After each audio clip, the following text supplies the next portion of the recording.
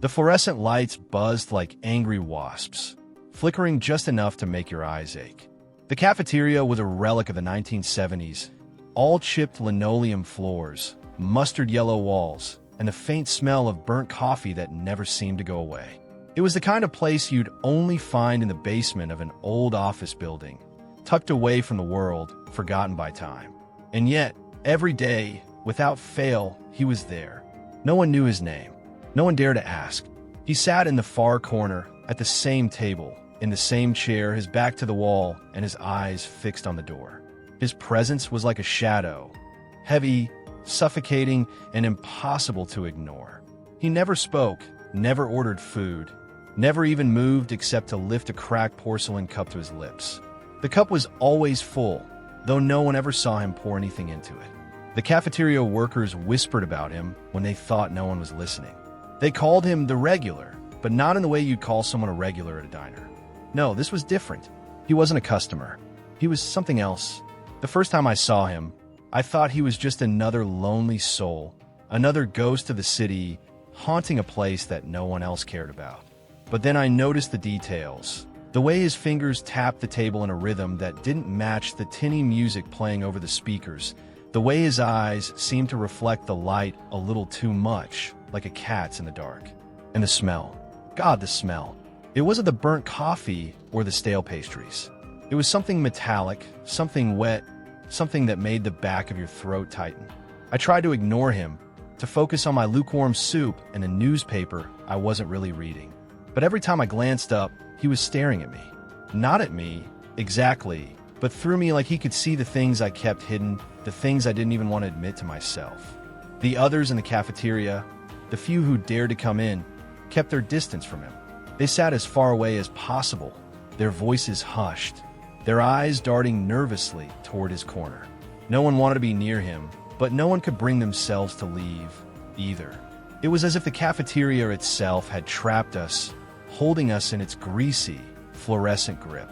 And then there were the rumors. They started small, as rumors always do.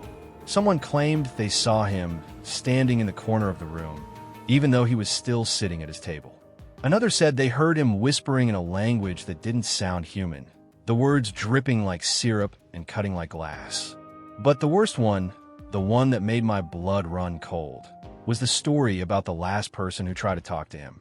They said she was a young intern, new to the building, full of that naive bravery that comes with youth. She had approached his table, smiling, asking if he needed anything. He didn't answer. He just stared at her, his head tilting slowly, unnaturally, like a bird examining its prey. The next day, she didn't come to work. Or the day after that. When someone finally went to her apartment, they found it empty. No furniture, no clothes, no sign that anyone had ever lived there. Just a single cracked porcelain cup on the kitchen counter, still warm to the touch. I didn't want to believe the stories. I told myself they were just urban legends, the kind of thing people made up to pass the time in a place like this. But then I started noticing the other things. The way the shadows in the cafeteria seemed to stretch toward his table, even when the lights were at their brightest. The way the air around him felt heavier, colder, like you were standing at the edge of something vast and hungry. And then there was the blood. It was subtle at first, just a faint red stain on the floor beneath his table. I thought it was ketchup or maybe spilled juice. But it didn't dry. It didn't fade. It just stayed there, wet and glistening, no matter how many times the janitor mopped it up. And it wasn't just under his table anymore. It was spreading, creeping across the floor in thin, branching lines like veins. I don't know how much longer I can stay here. The cafeteria feels smaller every day, the walls closing in, the air growing thicker. But every time I try to leave, I catch his eyes, those cold, empty eyes, and I can't move. It's like he's waiting for something, or someone. And the worst part? I think he's starting to smile. The smile was wrong. It wasn't the kind of smile you'd give a stranger passing by, or the polite curl of lips when someone holds a door open. No, this was something else entirely. It was slow, deliberate, and stretched far too wide, like his face was splitting open to reveal something dark and jagged underneath. His teeth were too white, too sharp, and they glinted under the flickering fluorescent lights like shards of broken glass. I tried to look away, but I couldn't. His gaze held me there, pinned like a butterfly under a needle. The cafeteria was quieter than usual that day. The usual hum of conversation had died down to a tense silence, broken only by the occasional clatter of a fork or the nervous clearing of someone's throat. Even the workers behind the counter seemed on edge, their movements stiff and hurried as they wiped down surfaces that were already spotless. Everyone felt it, the shift in the air, the weight of his presence pressing down on us like a storm cloud ready to burst. I forced myself to focus on my coffee, though it had long gone cold. My hands trembled as I lifted the cup to my lips, the bitter taste doing nothing to calm the knot of dread tightening in my stomach. I could feel his eyes on me, burning into the back of my skull, and I knew that if I looked up, he'd still be smiling. And then it happened. A sound. It was faint at first, almost imperceptible, like the distant scrape of metal against stone. But it grew louder, more insistent, until it filled the room, echoing off the walls and vibrating in my bones. It was coming from his table. I couldn't help it, I looked. His fingers were still tapping the table, but now they weren't just tapping. They were digging into the surface, carving deep grooves into the wood, as if it were made of butter. The sound was unbearable, a high-pitched screech that made my teeth ache and my vision blur. And still he smiled.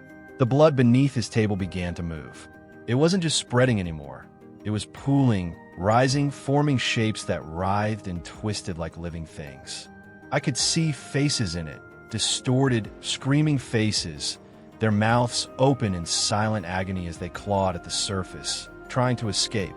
The air grew colder, so cold that I could see my breath, and the smell, that metallic, wet smell, was overwhelming now, filling my nose and throat until I thought I might choke.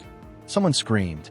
It was one of the cafeteria workers, a young woman who had always been so cheerful, so full of life.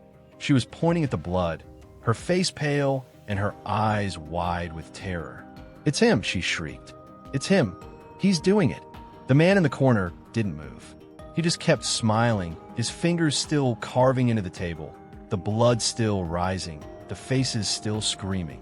And then, slowly, he turned his head to look at her.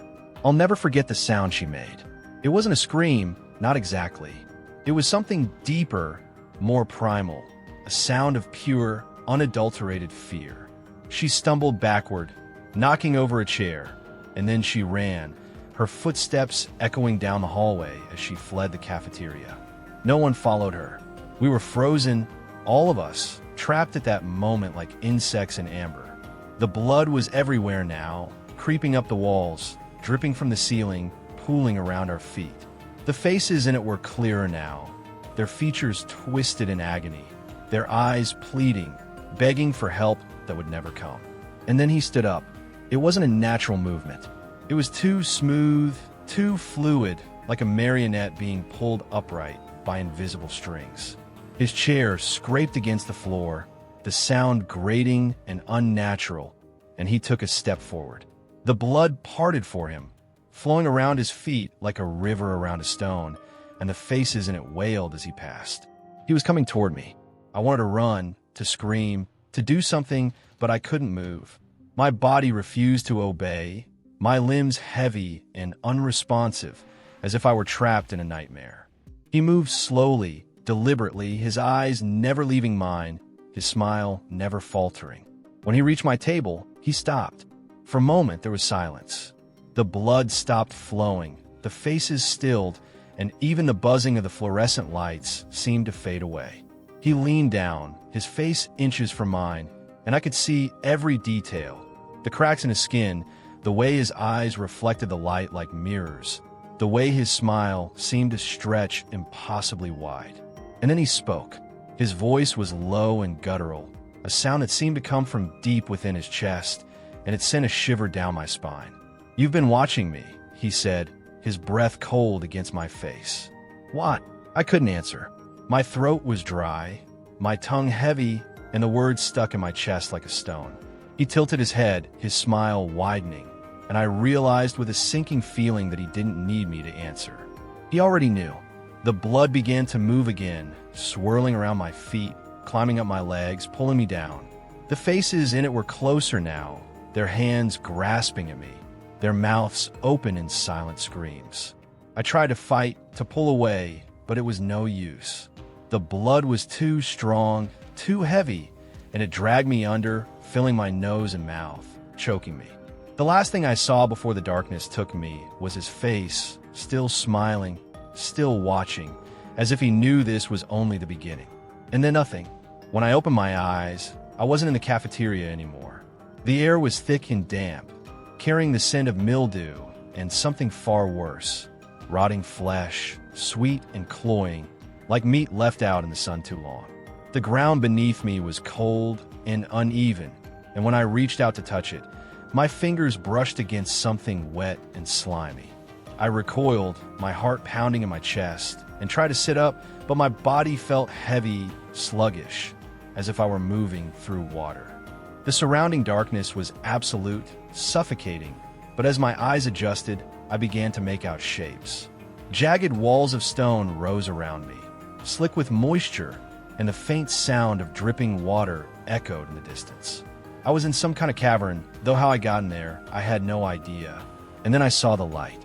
It was faint, a pale, sickly glow that flickered like a dying candle.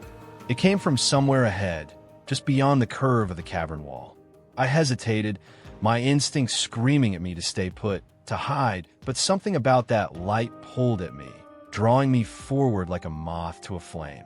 I stumbled to my feet, my legs trembling beneath me, and began to make my way toward the light. The ground was treacherous, littered with loose stones and jagged cracks, and more than once I nearly fell. The air grew colder as I walked, the dampness clinging to my skin like a second layer, and the smell, that awful, rotting smell, grew stronger with every step. When I finally reached the source of the light, I wished I hadn't. The cavern opened up into a vast chamber, its ceiling lost in shadow, its walls lined with strange, twisted formations that looked almost like bodies. They were frozen in place, their faces contorted in agony, their hands clawing at the air as if trying to escape. Some were human, or at least they had been once, but others were wrong. Their limbs were too long, their faces too sharp, their eyes too wide and empty. In the center of the chamber stood a table. It was the same table from the cafeteria, the one he always sat at, but it was different now. The wood was warped and blackened, as if it had been burned, and the surface was covered in deep, jagged grooves that formed strange, swirling patterns. The porcelain cup was there too, sitting in the exact same spot, but it was no longer cracked. It was whole, pristine, and filled to the brim with a dark, viscous liquid that shimmered in the faint light. And then I saw him. He was standing at the far end of the table, his back to me, his head tilted slightly to the side, as if he were listening to something only he could hear. His posture was the same as it had been in the cafeteria, rigid, unnatural, but there was something different about him now. His shadow stretched across the floor, long and twisted, and it didn't match his movements. It writhed and pulsed, as if it were alive, and the faces in it screamed silently, their mouths open in endless agony. I wanted to run, to turn and flee back into the darkness, but my feet wouldn't move. I was rooted to the spot, my body frozen, my breath caught in my throat. He turned slowly, his movements deliberate, and when his eyes met mine, I felt a chill run down my spine. His smile was gone. In its place was something far worse, a look of hunger, of anticipation, as if he had been waiting for me for a very long time. He took a step forward, his shadow twisting and writhing behind him, and the air grew colder, heavier, pressing down on me like a weight. "You shouldn't have come here," he said, his voice low and guttural, echoing in the cavern like a death knell. "But now that you're here, you'll never leave." The words sent a shiver through me, and I finally found my voice. Where am I?" He didn't answer. Instead, he reached out and picked up the porcelain cup, holding it delicately in his long, bony fingers. The liquid inside swirled and churned, as if it had a life of its own, and I realized with a sinking feeling that it wasn't liquid at all. It was blood, thick, dark, and pulsating, as if it were alive. He raised the cup to his lips and drank deeply, his eyes never leaving mine. When he lowered it, his smile returned, wider and more grotesque than before, and I could see the blood staining his teeth, dripping down his chin. "This is my domain," he said, his voice dripping with malice. "A place between places where the lost and the forgotten come to rest. And you've been lost for a very long time." I shook my head, my mind reeling. No, I'm not lost. I'm not." "You are," he interrupted, his voice sharp and final. "You've been running, hiding, pretending you belong in that world above. But you don't. You never did." He took another step forward, and I stumbled back, my heart pounding in my chest. The ground beneath me shifted, the stones cracking and crumbling, and I realized with a start that the cavern was changing. The walls were closing in, the formations twisting and writhing, and the faces in them began to scream, their voices echoing in my ears. "You belong here," he said, his voice a low, guttural growl. "With me." I turned and ran, my feet slipping on the wet stones, my breath coming in ragged gasps. The cavern seemed to stretch on forever, the walls closing in around me, the darkness pressing down on me like a living thing. I could hear him behind me, his footsteps slow and deliberate, his shadow twisting and writhing as it reached for me. And then I saw it, a faint glimmer of light, far ahead, just beyond the curve of the cavern wall.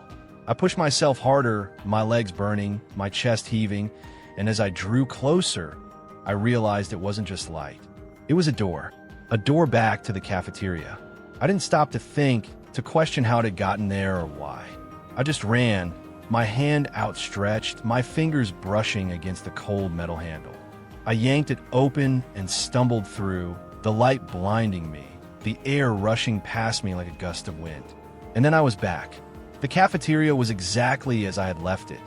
The flickering fluorescent lights, the chipped linoleum floors, the smell of burnt coffee. But it was empty. No workers behind the counter, no customers at the tables, no one but me. And him. He was sitting at his usual table, his back to the wall, his eyes fixed on the door. The porcelain cup was in front of him, still full, still shimmering with that dark, viscous liquid. He didn't move, didn't speak, but his smile was back, wider and more grotesque than ever. I backed away, my heart pounding, my breath coming in ragged gasps.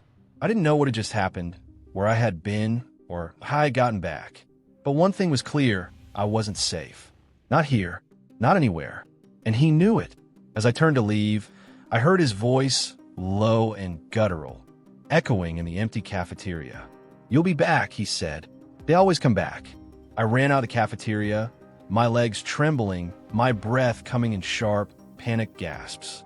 The hallway outside was eerily quiet, the fluorescent lights flickering as if they, too, were afraid of the thing that sat in the corner of that cursed room. I didn't stop until I was outside, the cold night air hitting my face like a slap. I leaned against the building, trying to steady myself, trying to convince myself that it was over. But it wasn't. As I turned to walk away, something caught my eye, a faint glimmer of light from the cafeteria window. I told myself not to look, to keep walking, to get as far away from that place as possible. But I couldn't help it. I turned.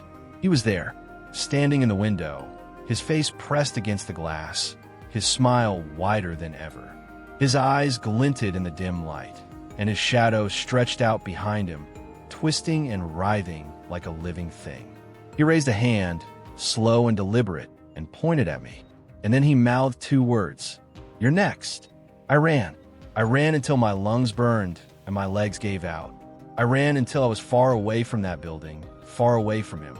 But no matter how far I went, I couldn't shake the feeling that he was still watching me, still smiling, still waiting. Because he was. The next morning, I woke up in my bed, drenched in sweat, my heart pounding. It had been a dream. It had to have been a dream. But when I looked down at my hands, they were stained with something dark and sticky.